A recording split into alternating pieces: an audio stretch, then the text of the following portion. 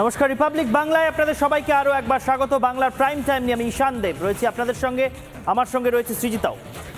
যুগের ধর্ম এই, পীড়ন করিলে সে পীড়ন এসে পীড়া দেবে তোমাকেই। অত্যন্ত বিখ্যাত কাব্যিক পংক্তি, এই বাংলায় অনেকেরই পরিচিত লাইন এইগুলি।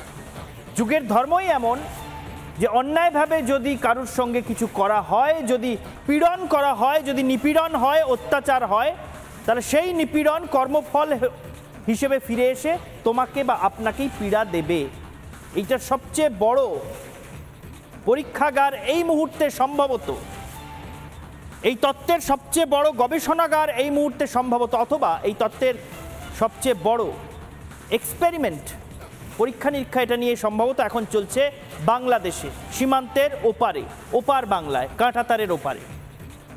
যে অন্যায় আগুন বাংলাদেশে জ্বালানো হয়েছিল হাসিনাকে উৎখাত করার নামে, দেশে কোট আনকোট গণতন্ত্র এবং কোট আনকোট স্বাধীনতা ফেরানোর নামে যে অত্যাচার, অন্যায়, নৈরাজ্যের আগুন বাংলাদেশে জ্বালানো হয়েছিল, সেই আগুনে এখন হাত পুড়তে শুরু করেছে বাংলাদেশের বর্তমান শাসক গোষ্ঠীর এবং তাদের অন্ধ ধর্মোন্মাদ সাম্প্রদায়িক অনুগামীদের।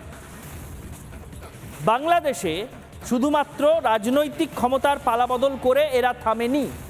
বাংলাদেশে এরা রাজনৈতিক ক্ষমতার পালাবদল এবং প্রশাসনিক অস্থিরতার সুযোগটা নিয়ে এক নাগাড়ে বিভিন্ন সংখ্যালঘু সম্প্রদায়ের উপর, হিন্দুদের উপর, বৌদ্ধদের উপর, খ্রিস্টানদের উপর, আদিবাসী জনজাতিদের উপর ক্রমাগত আক্রমণ চালিয়ে গিয়েছে। লুটপাট, হত্যা, খুন, জখম, অগ্নিসংযোগ, বাড়িঘর ভাঙচুর ক্রমাগত চলছিল।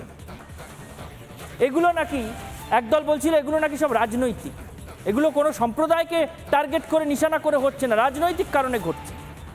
এইভাবে অন্যায়টাকে জিইয়ে রাখা হচ্ছিল দিনের পর দিন, মাসের পর মাস। শেখ হাসিনা 5ই অগস্ট বাংলাদেশ থেকে চলে এসেছেন ভারতে। তারপর কতগুলো দিন, কতটা মাস কেটেছে সেটা আপনারা প্রত্যেকেই বুঝতে পারছেন। এখনও এই পরিস্থিতি বাংলাদেশে চলছে, কিন্তু এবার ওই আগুনটা বুমেরাং হয়ে ফিরছে, তাই মিয়ে যাচ্ছে লম্ফঝম্প। সমতল এলাকায় যখন সংখ্যালঘুদের উপর আক্রমণ হচ্ছিল তখন প্রতিরোধ সেভাবে গড়ে তোলা যায়নি বা অনেকে প্রতিরোধ গড়ে তুলতে পারেননি, কিন্তু পার্বত্য চট্টগ্রামে, বাংলাদেশের পার্বত্য এলাকায় যারা থাকেন সেই জনজাতি আদিবাসী গোষ্ঠী, তারা অত্যন্ত সংগঠিত প্রতিরোধ গড়ে তুলেছেন এবং এমনকি তাদের বিরুদ্ধে সেনা লেলিয়ে দিয়েও লাভ হয়নি। এমন প্রতিরোধ সেখানে গড়ে তোলা হয়েছে যে সেনা সেখানে কারফিউ জারি করেও আন্দোলন দমাতে পারছে না, বেপরোয়া গুলি চালিয়েও আন্দোলন দমাতে পারছে না। কিছুদিন আগে বাংলাদেশের বর্তমান শাসকের অনুগামীরা গোটা দেশ জুড়ে হল্লা তৈরি করছিল, বলছিল ভারতের 7 সিস্টার্সে, ভারতের উত্তর পূর্বাঞ্চলে তারা নাকি অশান্তি তৈরি করে দেওয়ার ক্ষমতা রাখে। এখন বাংলাদেশের 3 সিস্টার্স, রাঙামাটি, খাগড়াছড়ি আর বান্দারবন, এই 3টি জেলা পার্বত্য চট্টগ্রামের যে প্রায় নিয়ন্ত্রণের বাইরে, প্রশাসনের নিয়ন্ত্রণের বাইরে চলে যাচ্ছে, সেই বিষয়টা অত্যন্ত উদ্বিগ্ন করে তুলেছে মোহাম্মদ ইউনূসের সরকার, তার প্রশাসন এবং তার অনুগামীদের।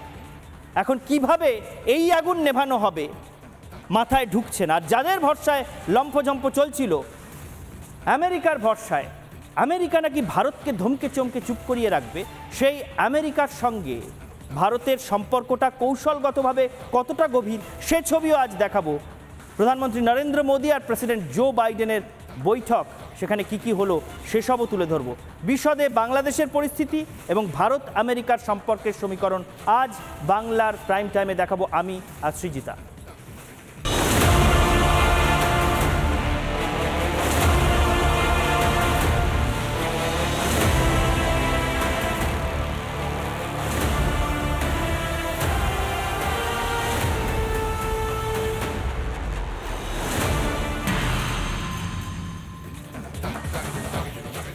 একটা দেশ ফের স্বাধীন হয়েছে, ছাত্র জনতা নাকি সেই দেশকে স্বাধীন করেছে, ভালো কথা।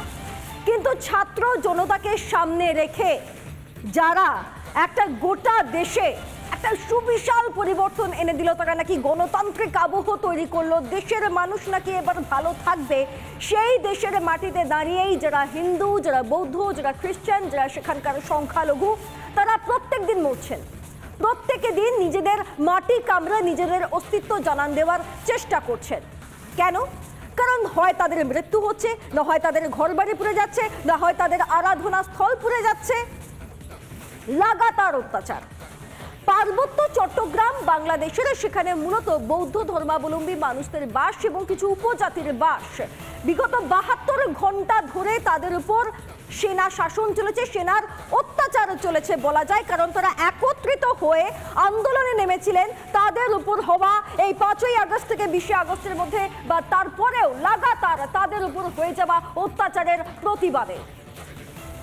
যে সকল ওই শান্তি বাহিনী বা ইত্যাদি আরো অনেক ইত্যাদি রয়েছে, তারা যখন দেখলো যে এদেরকে থামাতে পারছে না, তখন সেনাকে সামনে এগিয়ে দিল এবং অন্তত পক্ষে ১০ জনের মৃত্যু হয়েছে বলে খবর পাওয়া যায়। যে ৭২ ঘন্টা সেনা দ্বারা তারা অত্যাচারিত হয়েছে, সেই ৭২ ঘন্টায় এবার তারা সড়ক অবরোধ করছে শান্তিপূর্ণভাবে। অর্থাৎ যে ছাত্র জনতার নাম করে বাংলাদেশে শেখ হাসিনা সরকারের পতন এবং নির্দিষ্ট কিছু দল, নির্দিষ্ট কিছু অন্য কোনো দেশ, সেটা যে যা কিছু হতে পারে, তারা তাদের যে স্বার্থ চরিতার্থ করার চেষ্টা করেছিল, এবার ঠিক সেরকমই ছাত্র জনতা পার্বত্য অঞ্চলের তারা আজকে প্রতিরোধে নেমেছে, অবরোধে নেমেছে এবং সেখান থেকে কার্যত সেনা উৎখাত করছে এবং তার যথেষ্ট যুক্তিও রয়েছে। এবার কি করবে বাংলাদেশ? আমরা পরপর আজকে আপনাদের সমস্ত ছবিগুলো দেখাবো, তবে শুরুতেই কিভাবে অত্যাচার লাগাতার চলেছে সেই ছবিগুলো একবার দেখুন। একেবারেই শুরুতেই সেই ছবিতে যাব, পার্বত্য চট্টগ্রামে।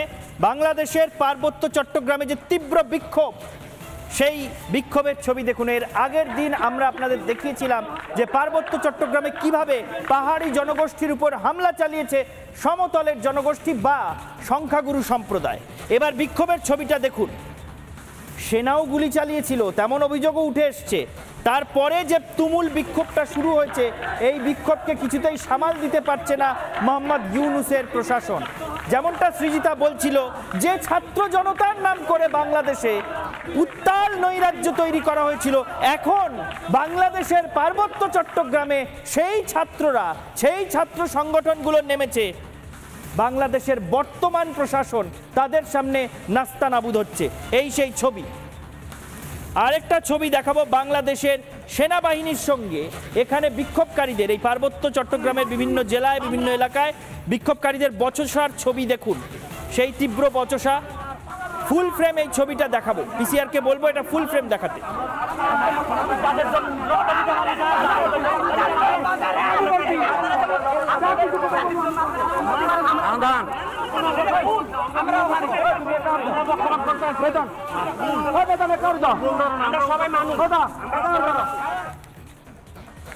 এরপর আরেকটা ছবি দেখায়, কারফিউ জারি করা হয়েছে। দেখলেন তো পরিস্থিতি। বাংলাদেশে চাকমা বিক্ষোভকারীরা, বাংলাদেশে পার্বত্য চট্টগ্রামে বৌদ্ধ হিন্দু ধর্মাবলম্বী বিক্ষোভকারীরা, তারা সেনার সামনে গিয়ে নিজের বুকে আঙুল দেখিয়ে বলছে গুলি করুন, সাহস থাকলে গুলি করুন। সেনা বিক্ষোভের মুখে অসহায়।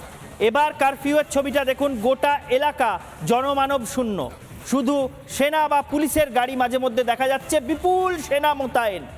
কিন্তু রাস্তাঘাটকে গোলমাল বা অশান্তি মুক্ত রাখতে যারা এই কারফিউ জারি করেছে, তাদের কারফিউ জারি করার প্রয়োজনই নেই। তার কারণ পাহাড়ি জনগোষ্ঠী, বিভিন্ন পাহাড়ি সংগঠন, তারা সেখানে নিজেরাই ৭২ ঘন্টার জন্য অবরোধ ডেকে দিয়েছে।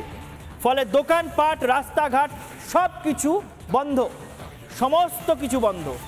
৩ দিন ধরে পার্বত্য চট্টগ্রামকে, গোটা পার্বত্য চট্টগ্রামকে অবরুদ্ধ করে দিয়েছে পাহাড়ের ছাত্র সংগঠন। এবার আরেকটা ছবি দেখাবো। বাংলাদেশ এখন যে সরকারের হাতে রয়েছে, সেই সরকারের অন্যতম প্রভাবশালী উপদেষ্টা, ছাত্র সমন্বয়ক নাহিদ ইসলাম পার্বত্য চট্টগ্রামে, সেই নাহিদ ইসলাম গিয়েছিলেন পরিস্থিতি খতিয়ে দেখতে। দেখুন সেখানে গিয়ে কিরকম বিক্ষোভের মুখে পড়েছে। দেখুন সেই বিক্ষোভ। আমি ফুল ফ্রেম দেখাতে বলবো এই ছবি। সর্বপ্রথম গুলি করছে, থানা থেকে কোনো রেসপন্স পাই নাই, আমাদেরকে বলছে আজকে ডিউটি নাই। সেনাবাহিনী আমাদের প্রতি সবল, আমাদেরকে মাইনে ধরতেছে, তখন কিছু বলা হয় থানা থেকে। পাহাড়িরা তাদেরকে ধাক্কা দিতেছে এইভাবে। সবাই একটু চুপ হন, সবাই একটু ঠান্ডা হন, আমরা সবাই কথা বলবো। সর্বপ্রথম গুলি করছে। থানা থেকে কোনো রেসপন্স পাই নাই, আমাদেরকে বলছে আজকে ডিউটি নাই। সেনাবাহিনী আমাদের প্রতি সবল। আপনারা দেখলেন ছাত্র সমন্বয়ক নাহিদ ইসলাম, তিনি সেখানে গিয়েছিলেন এবং সংখ্যালঘু যে সমস্ত সম্প্রদায়ের মানুষ রয়েছেন তারা তাকে ঘিরেই বিক্ষোভ দেখাচ্ছেন। এবার আপনাদের কাছে কয়েকটা জিনিস স্পষ্ট হওয়া খুব দরকার, যে জায়গায় এত বিক্ষোভ হচ্ছে, যে জায়গায় মূলত সেনা দ্বারা নিয়ন্ত্রিত হয়, যে জায়গায় এত অশান্তি নতুন করে দেখতে পাওয়া যাচ্ছে, সেটা মূলত কোন জায়গা বাংলাদেশের সেটা আমরা একটু আপনাদেরকে দেখাই। মূলত পার্বত্য চট্টগ্রাম এলাকা। আচ্ছা, আমরা এখানে গোটা ভৌগোলিক অবস্থানটা আপনাদেরকে দেখাচ্ছি। গোটা যে ভৌগোলিক অবস্থানটা আমরা আপনাদেরকে দেখাচ্ছি সেখানে আপনাদেরকে দেখিয়ে রাখি, একদিকে ভারত রয়েছে এবং আরেকদিকে বাংলাদেশ রয়েছে। এবং সেখানে আপনারা দেখতে পাচ্ছেন, যদি আমরা ভারতের দিকে তাকাই তাহলে ভারত একেবারে উত্তরে রয়েছে ত্রিপুরা, তারপরে আপনারা দেখতে পাচ্ছেন পূর্বে রয়েছে মিজোরাম এবং মায়ানমার রয়েছে দক্ষিণ পূর্বে, এটা হচ্ছে ভারতের অংশ। এবার আপনারা বাংলাদেশের অংশটা দেখুন, যেখানে দেখতে পাওয়া যাচ্ছে খাগড়াগড় একদম ত্রিপুরার গায়ে, মিজোরাম মাফ করবেন খাগড়াছড়ি, মিজোরামের ঠিক গায়ে দেখতে পাওয়া যাচ্ছে রাঙামাটি এবং তার নিচে রয়েছে বান্দারবন। এই হচ্ছে মূলত ভৌগোলিক অবস্থান, মানে গোটা বাংলাদেশে বা পার্বত্য চট্টগ্রামের যে অংশটা সেখানের মূল অবস্থানটা হচ্ছে এইটা। আর এই জায়গাতেই লাগাতার অশান্তি চলছে, অত্যাচার চলছে।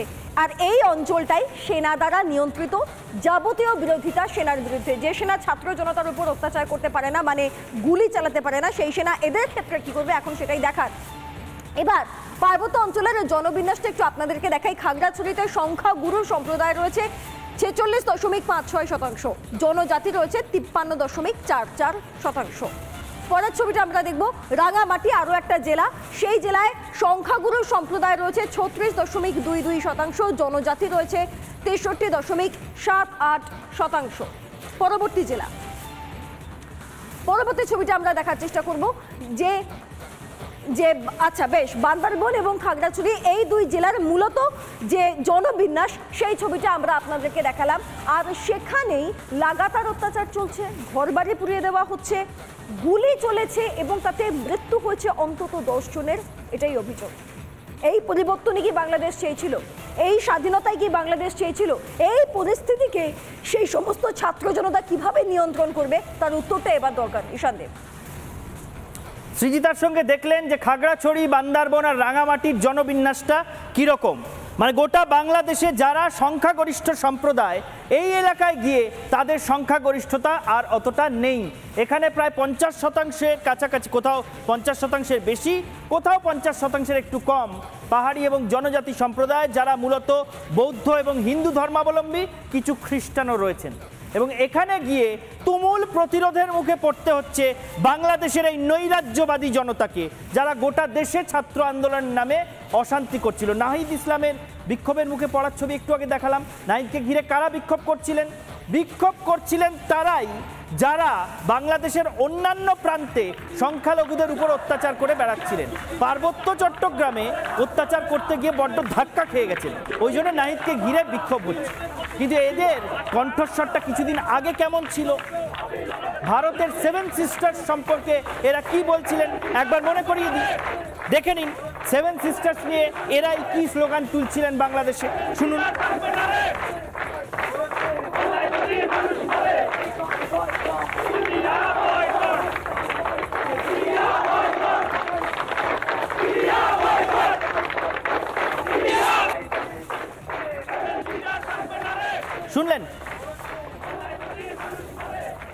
শুনলেন বন্যায় যদি মানুষ মরে 7 সিস্টার্স থাকবে না। বাংলাদেশ থেকে এরকম নানা স্লোগান উঠছিল।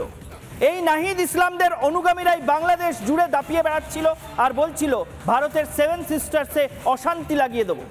এখন নিজের দেশে 3 সিস্টার্স কি করে তারা সামলাবেন বুঝে উঠতে পারছেন না, নিজের অনুগামীদেরই বিক্ষোভের মুখে পড়ছেন, কারণ ওখানে প্রতিরোধের মুখে ধাক্কা খেয়ে যাচ্ছে অত্যাচার। আর বলা হচ্ছে যে পার্বত্য চট্টগ্রামে ভারত উস্কানি দিয়ে, প্ররোচনা দিয়ে প্রতিবিপ্লব তৈরি করার চেষ্টা করছে, এই রকম তত্ত্ব এখন বাংলাদেশে উঠে এসেছে। এই তত্ত্বের সারবত্তা কতটুকু আমরা শুনবো। আমরা কথা বলেছিলাম আন্তর্জাতিক সম্পর্ক বিশারদ ইমন কল্যাণ লাহিড়ীর সঙ্গে, তিনি কি বলছেন শুনবো। বন্যা হলে ভারতবর্ষ দায়ী, অস্থিরতা হলে ভারতবর্ষ দায়ী, শেখ মুজিব জাতির পিতার মূর্তি ভাঙলে ভারতবর্ষ দায়ী, বেকার কথা বলে তো লাভ নেই, অবান্তর কথা বলে লাভ নেই যে সবকিছুর জন্য ভারতবর্ষ দায়ী। আজকে যে 3টে জেলা বিপর্যস্ত অবস্থায় আছে, সেনাবাহিনী গুলি চালাচ্ছে, ভারতবর্ষ নিশ্চয়ই বলে দেয়নি। অর্থাৎ তারা আইন শৃঙ্খলা রক্ষা করতে পারছে না, এটা তাদের দায়িত্ব। ভারতবর্ষের সঙ্গে সম্পর্ক তারা খারাপ করেছে, ভারত বিরোধিতা তারা করেছে, সুতরাং এ দায় তারা নেবে। ভারতের কিচ্ছু যায় আসে না। যদি আজকে বাংলাদেশকে ভারতবর্ষ সাহায্য না করে, বাংলাদেশকে বঙ্গোপসাগরে আশ্রয় নিতে হবে তাদের মানুষদের।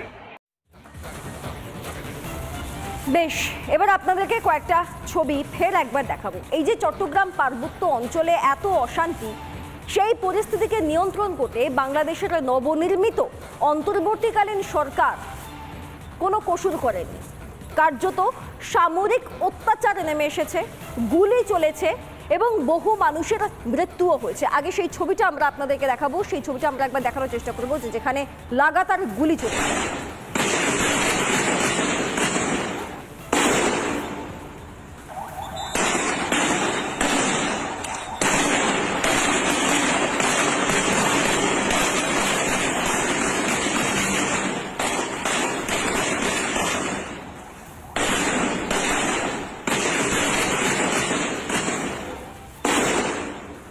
এই গুলিটা কারা চালিয়েছিলেন? সেনারা নিয়ন্ত্রিত অঞ্চল। এই গুলিটা কারা চালিয়েছিলেন? সেনা তো বাংলাদেশের কোনো ছাত্রের উপর গুলি চালাতেই পারে না। কারা চালিয়েছিলেন এই গুলি? প্রথমত। দ্বিতীয়ত, প্রতিরোধ এমন জায়গায় গিয়ে দাঁড়িয়েছে যে কারফিউ জারি করতে হয় সেই অঞ্চলে, যদিও নিজেরাই সেই পার্বত্য এলাকার যারা ছাত্র জনতা তারা নিজেরাই সেখানে শান্তিপূর্ণভাবে অবস্থান করছেন এবং নাহিদ ইসলাম ছাত্র সমন্বয়ক তাকে সেখানে পাঠানো হয়েছিল এবং সেখানেও বিক্ষোভের মুখে পড়তে হয় তাকে। দেখুন সেই ছবি।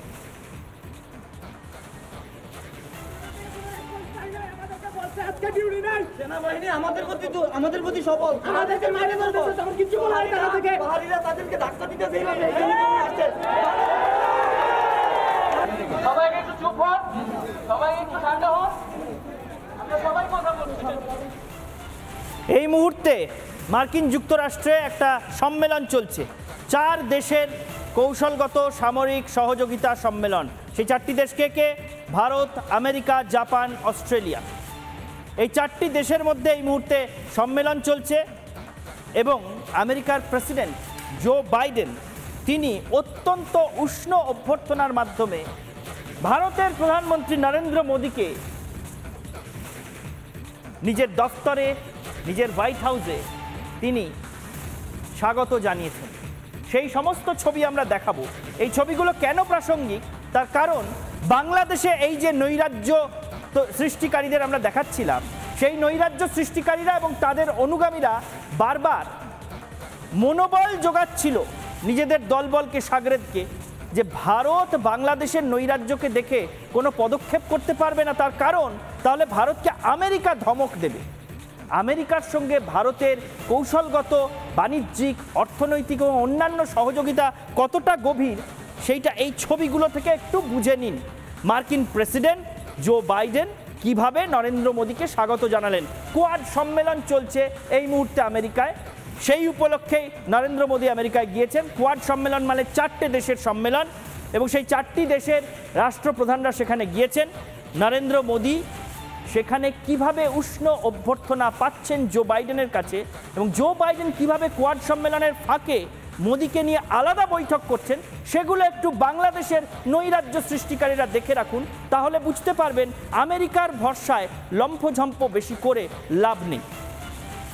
যে সম্মেলনের জন্য নরেন্দ্র মোদী গিয়েছেন সেই সম্মেলনটা ঠিক কী কারণে হচ্ছে সেটা সৃজিতার সঙ্গে দেখে নিন। অর্থাৎ ঈশান দেবের সঙ্গে আপনারা যে ছবি দেখলেন তাতে অন্তত এটুকু বোঝা গেল যে ভারত বিদ্বেষী বার্তা দেখিয়ে বা ভারত খুব দুর্বল হয়ে পড়েছে আমেরিকার সঙ্গ নেওয়ার জন্য, বাংলাদেশ আমেরিকার সঙ্গ নিয়েছে বলে। আসল বাস্তবটা সেরকম নয়। আচ্ছা, কোয়াড সম্মেলনের কথা বারবার বলা হচ্ছে, কি এই কোয়াড? চলুন আমরা এক নজরে দেখে নিই। কোয়াড বৈঠকটা কি? 4 দেশের কৌশলগত জোট হলো এই কোয়াড। কোন 4টে দেশ? ইতিমধ্যে ঈশান দেব বলেছেন আপনাদেরকে, তো আরেকবার আপনাদেরকে জানিয়ে রাখি যে কোন 4টে দেশ এই কোয়াডে রয়েছে। এই 4 দেশ হচ্ছে ভারত, আমেরিকা, জাপান, অস্ট্রেলিয়া। এই 4 দেশের কৌশলগত একটা সমন্বয় হচ্ছে কোয়াড। আমি পরবর্তী দেখব কি কারণে এই কোয়াড বৈঠকটা হচ্ছে? চীনা আগ্রাসন রুখতেই এই কোয়াড গঠন করা হয়, স্পষ্টত আপনাদেরকে জানিয়ে রাখি। এবং ইন্দো প্রশান্ত মহাসাগরীয় অঞ্চলের জন্যই এই কোয়াডকে গঠন করা হয়েছে। এই কোয়াড বৈঠকে অংশগ্রহণ করতেই গিয়েছেন দেশের প্রধানমন্ত্রী নরেন্দ্র মোদী, এবং দেশের প্রধানমন্ত্রী সেখানে কীরকমভাবে উষ্ণ অভ্যর্থনা পেয়েছেন সেটা বোধহয় যথেষ্ট স্পষ্টভাবে আপনারা দেখতে পেয়েছেন বা বুঝতে পেরেছেন। এখন নিঃসন্দেহে বিষয়টা হচ্ছে যে আশা করি বাংলাদেশের সেই সমস্ত নৈরাজ্যবাদী দল বা সেই সমস্ত নৈরাজ্যবাদী মানুষ তারাও আশা করি বাস্তবটা বুঝতে পারবেন। একেবারেই তাই। বাস্তবটা না বুঝলে বাংলাদেশের যে পরিস্থিতি এই মুহূর্তে তৈরি হয়ে রয়েছে তার চেয়েও যে পরিস্থিতির অবনতি ঘটতে পারে সেটা না বোঝার কথা মোহাম্মদ ইউনূসের নয়। তার কারণ মোহাম্মদ ইউনূসের এই মুহূর্তে তার অনুগামীদের এবং তার সঙ্গী সাথীদের যারা তার সঙ্গে উপদেষ্টা মণ্ডলীতে রয়েছেন এবং গোটা দেশকে উস্কাচ্ছেন ভারতের বিরুদ্ধে, তাদের বুঝিয়ে দেওয়া উচিত ভারতের সঙ্গে আমেরিকার কৌশলগত মৈত্রী অত্যন্ত গভীর। ফলে আমেরিকার ভরসায় ভারত বিরোধীদের জিগির চড়িয়ে কোনো লাভ নেই। বাংলার প্রাইম টাইম আজকের মতো শেষ করছি এখানেই। দেখতে থাকুন রিপাবলিক বাংলা।